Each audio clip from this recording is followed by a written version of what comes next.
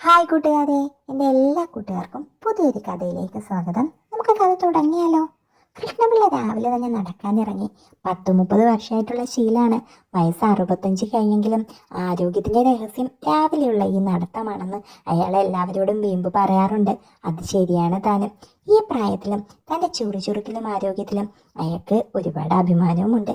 ആയ കാലത്ത് താൻ ചെയ്തു കൂട്ടിയ എന്തൊക്കെയോ വേണ്ടാത്തരങ്ങൾ ഇടയ്ക്കിടയ്ക്കുള്ള രാത്രി സൽക്കാരങ്ങളിൽ രണ്ടെണ്ണം അടിച്ചിട്ട് കഴിയുമ്പോൾ അയാൾ തോമാസിനോടും രവിമേനോടും ഒക്കെ വിളിച്ച് പറയാറുണ്ട്.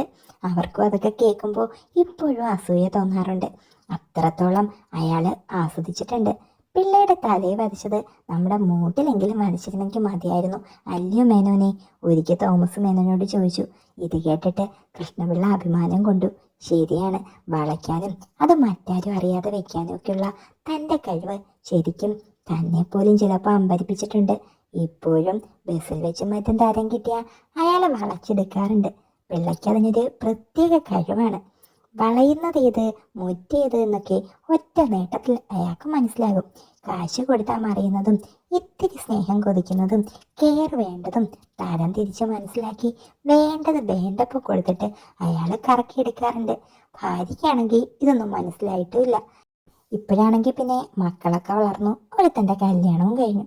അപ്പോൾ പിന്നെ ഇതൊക്കെ കുറച്ചൊന്ന് നിയന്ത്രിക്കാമെന്ന് കരുതി. അങ്ങനെയാണ് നിയന്ത്രിക്കാൻ തുടങ്ങിയത്. പിന്നെ കൂർക്കം ചെത്താലും കണ്ണ് കോഴിക്കോട്ടിലായിരിക്കുമല്ലോ, അതുപോലെയാണ് ഇപ്പോഴും കാര്യങ്ങൾ. കാര്യമെല്ലാം നിർത്തിയെന്ന് അയാൾ പറഞ്ഞാലും ഇപ്പോഴും മരുമക്കളൊക്കെ അങ്ങോട്ടൊന്ന് കുനിഞ്ഞാലോ ഇങ്ങോട്ടൊന്ന് മാറി നടന്നാലോ ഒക്കെ തൻ്റെ കണ്ണുകൾ പതിയെ അതിൻ്റെ പുറകെ തന്നെ പോവും. എന്താണോ എന്തോ ഇങ്ങനെ. പിന്നെ സ്ഥലകാലബോധം വരുമ്പോൾ അയാൾ ചുറ്റും നോക്കി ആരെങ്കിലും തന്നെ നോട്ടം കണ്ടോ എന്നൊന്നും നോക്കും. ഇല്ലെന്ന് മനസ്സിലാകുമ്പോൾ ഒരു കള്ള ചിരി ചിരിച്ച് അകത്തേക്ക് നടക്കുകയും ചെയ്യും. ഇതൊക്കെ മറ്റാരും ശ്രദ്ധിക്കുന്നില്ലെങ്കിലും അവിടുത്തെ ജോലിക്കാരി സുധ ശ്രദ്ധിക്കുന്നുണ്ടായിരുന്നു. അവരത് അങ്ങേരോട് പറയുകയും ചെയ്യും. മരുമക്കളെ പോലും സാറ് വെറുതെ വിടില്ലല്ലോ. മരുമക്കളല്ലേ സുധേ, മക്കളൊന്നും അല്ലല്ലോ. അപ്പൊ വലിയ പ്രശ്നമൊന്നും ഇല്ലെന്നേ. എന്താ, ശരിയല്ലേ? ഞാൻ പറഞ്ഞെന്നേ ഉള്ളേ. നുള്ള കിട്ടിയ ഭാഗം തടവിക്കൊണ്ട് അവള് പറഞ്ഞു. നീ ഇപ്പോ എൻ്റെ കാലൊന്നും തടവിത്തരാൻ മുറിയിലോട്ട് വരാത്ത എന്താ? വെറുതെ വേണ്ടടി, ശമ്പളം തരാം. എനിക്ക് വേണ്ടേ? 100 രൂപയും തരും, നടു പൊളിക്കുകയും ചെയ്യും. എണ്ണ മേടിക്കാൻ വേണം 200 രൂപ. ഈ പ്രായത്തിലേ ഇങ്ങനെയാണെന്നുണ്ടെങ്കിൽ നല്ല പ്രായത്തിൽ എന്തായിരിക്കും എൻ്റെ സാറേ? ചേച്ചിയെ സമ്മതിക്കണം. അതറിയാവുന്നോണ്ടല്ലേടി ചേച്ചി അധികം ഒന്നിനും നിർത്താതെ ഞാൻ നിന്നെപ്പോലെ നല്ല ബലമുള്ള ആരെങ്കിലുമൊക്കെ ഒപ്പിക്കുന്നേ. ഒന്ന് പോ സാറേ, എനിക്ക് വയ്യേനെ.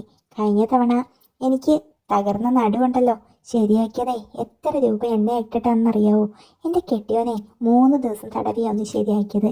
എണ്ണ ഞാൻ വാങ്ങിത്തരാടി. അവൻ തടവട്ടെന്നേ. നീ പിന്നെ അധികം കാര്യമൊന്നും പറയണ്ട. ത്യാഗം ചെയ്തെന്നൊന്നും പറയല്ലേ നീ. ഓരോ കാര്യത്തിനും നിന്റെ നാക്കുകടിയും ഒക്കെ ഞാൻ കാണുന്നുണ്ടായിരുന്നു കണ്ണാടിയിലൂടെ. അപ്പോൾ ഈ നടുവേദന എടുക്കും പോലൊന്നും എനിക്ക് തോന്നിയിട്ടില്ല. ഒന്ന് പോ സാറേ. സുധ നാണം കൊണ്ട് മുഖം താഴ്ത്തി. വയസ്സ് 10-45 മുകളിലുണ്ടെങ്കിലും അവള് കൊള്ളാം. വേറെ എങ്ങൊന്നും തരപ്പെട്ടില്ലെങ്കിൽ തക്കാല ആശ്വാസം ഇത് തന്നെയാണ്. അവളുടെ ഭർത്താവ് ആനന്ദൻ പുറംപണിക്കായി ഇവിടെ തന്നെയാണ് വരുന്നത്. മുൻപൊരു തവണ മരത്തിൽ നിന്നും വീണ് നടുവൊടിഞ്ഞു. അത് പിന്നെ അയാളെ ബെൽറ്റ് വിട്ടിട്ടാണ് എപ്പോഴും നടത്തം. പിന്നെ ഒരു വല്ലാത്ത ദിവസങ്ങളിലൊക്കെ അയാളുടെ വീട്ടിലേക്ക് ഒറ്റപ്പോക്കാണ് പിള്ള. റബ്ബർ തോട്ടത്തിലെ ഏറ്റവും അവസാനം വയലിനോട് ചേർന്നുള്ള 2 സെന്റ് ഭൂമിയിലാണ് ആനന്ദനും സുധയും താമസിക്കുന്നത്. കുപ്പി കാണുമ്പോഴേ ആനന്ദന് കാര്യം മനസ്സിലാവും. കൊള്ളാം, തൻ്റെ ഭാര്യയോടുള്ള വരവാണ്. എങ്കിലും കാര്യം മനസ്സിലാവാതെ പൊട്ടനെ പോലെ ആനന്ദൻ അയാളെ സ്വീകരിക്കും. 2-3 ഒക്കെ അടിച്ച് അയാൾ അബോധാവസ്ഥയിലായ പോലെ അഭിനയിച്ച് എന്നിട്ട് പുറത്തെ ബെഞ്ചിലേക്ക് നീണ്ടു നിവർന്ന് കിടക്കും. കാത്തിരുന്നത് പോലെ പിള്ളാകത്തേക്കും പോകും. പിന്നെ എന്തെങ്കിലുമൊക്കെ ശബ്ദങ്ങളായി മുറിയിൽ നിന്ന്. ഇതെല്ലാം പുറത്തു നിന്ന് കണ്ട് തന്നെയാണ് ആനന്ദം കാര്യം സാധിക്കുന്നത്. അയാൾക്ക് തൻ്റെ ഭാര്യയെ പിള്ള സാർ എന്ത് ചെയ്താലും ഒരു കുഴപ്പമില്ല, തനിക്ക് ഇങ്ങനെയെങ്കിലും പറ്റുന്നുണ്ടല്ലോ, പിന്നെ എന്താ ചെയ്യാൻ നടുവയ്യാതെ. അങ്ങനെ പുറത്തധികം ബന്ധങ്ങളില്ലാതെ വല്ലപ്പോഴും സുധയിലൂടെയൊക്കെ വിരസമായൊരു ജീവിതം നയിച്ചു വരുമായിരുന്നു പിള്ള. അപ്പോഴാണ് പിള്ളയുടെ ഇളയ മകൻ ആദർശിന്റെ വിവാഹം. മൂത്ത മോന്റെ വിവാഹമൊക്കെ കഴിഞ്ഞ് അവർ പുതിയൊരു വീട് വാങ്ങി മാറി താമസിച്ചു. വിവാഹം മംഗളമായി നടന്നു. കല്യാണം കഴിഞ്ഞ് 1 മാസം കഴിഞ്ഞപ്പോഴേക്കും ആദർശ് ഗൾഫിലേക്ക് മടങ്ങിപ്പോയി. പിള്ളയും ഭാര്യ രമയും മരുമകൾ ദീപയും മാത്രമായി വീട്ടിൽ. രാവിലെ 7 മണിക്ക് വരുന്ന സുധ വൈകിട്ട് 5 മണിയോടെ തിരികെ പോകും. അങ്ങനെ വലിയ മാറ്റങ്ങളൊന്നുമില്ലാതെ അവരുടെ ജീവിതം അങ്ങനെ പോയിക്കൊണ്ടിരിക്കുകയായിരുന്നു. വിവാഹത്തിന് മുൻപ് മേലിഞ്ഞ ഉണക്കക്കുള്ളി പോലെ അധികം വണ്ണമില്ലാതെ ഒതുങ്ങിയൊരു കുട്ടിയായിരുന്നു ദീപ. പക്ഷേ കല്യാണം കഴിഞ്ഞ് 1 മാസം കഴിഞ്ഞപ്പോഴേക്കും അവളങ്ങ് കൊഴുത്തു. മുൻഭാഗവും പിൻഭാഗവും എല്ലാം കൂടി. അവൾ കുനിയുമ്പോഴും നടക്കുമ്പോഴും ഒക്കെ ഒരു ഭൂമി ഇളകി വരുന്നത് പോലെയാണ് പിള്ളയ്ക്ക് തോന്നുന്നത്. പിന്നെ അറ്റം മൂലയൊക്കെ കാണാൻ കിട്ടുന്ന അവസരങ്ങളൊന്നും തന്നെ പിള്ള ഒഴിവാക്കിയതുമില്ല. ഏത് തുണി ഇട്ടാലും അവിടുന്ന് ഇവിടുന്ന് ഒക്കെ ചാടിക്കിടക്കും. ഒരു വല്ലാത്ത നോട്ടം കണ്ടിട്ട് സുധ അർത്ഥം വെച്ച് തല കുലുക്കുമ്പോൾ അയാളൊരു ഇളിച്ച ചിരി മാത്രം ചിരിച്ചു. അയാൾക്ക് ഉളുപ്പുണ്ടായിട്ടല്ല, പിന്നെ അവസരം കിട്ടുമ്പോൾ ഇത് തന്നെ പരിപാടി. അയാൾ അത് തന്നെ തുടർന്നുകൊണ്ടിരുന്നു. ഒരു ദിവസം സുധയുടെ വീട്ടിലെ കലാപരിപാടിയൊക്കെ കഴിഞ്ഞ് അവളുടെ മടിയിലേക്ക് തല വെച്ചുകൊണ്ട് തൻ്റെ മനസ്സിലൊരാഗ്രഹം പിള്ള അവളോട് പറഞ്ഞു. എനിക്ക് ദീപയും നിന്നെയും ഒരുമിച്ചൊന്ന്. ആഹാ, കൊള്ളാലോ സാറേ, എന്തൊരാഗ്രഹമാ! ആ പെങ്കൊച്ചിനെയോ?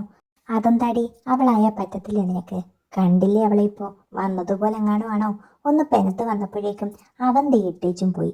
ഇനി എന്ന് വരാനാ? 1-1.5 കൊല്ലം കഴിഞ്ഞ് വരുമ്പോഴത്തേനെ അവളെ എന്ത് ചെയ്യാനാ? ഇടയ്ക്കിടയ്ക്ക് റൂമിൽ നിന്നൊക്കെ ദീർഘനിശ്വാസങ്ങളൊക്കെ ഞാൻ കേൾക്കുന്നുണ്ട്. അയാൾ അടക്കി ചിരിച്ചുകൊണ്ട് പറഞ്ഞു. എന്നാലും എൻ്റെ സാറേ, എങ്ങനെയാ? നീ അതൊന്നും അറിയണ്ട, ഞാൻ എല്ലാം വട്ടം കൂട്ടി എടുത്തോളാം. അയാളുടെ ശബ്ദത്തിലൊരു ആത്മവിശ്വാസം ഉണ്ടായിരുന്നു.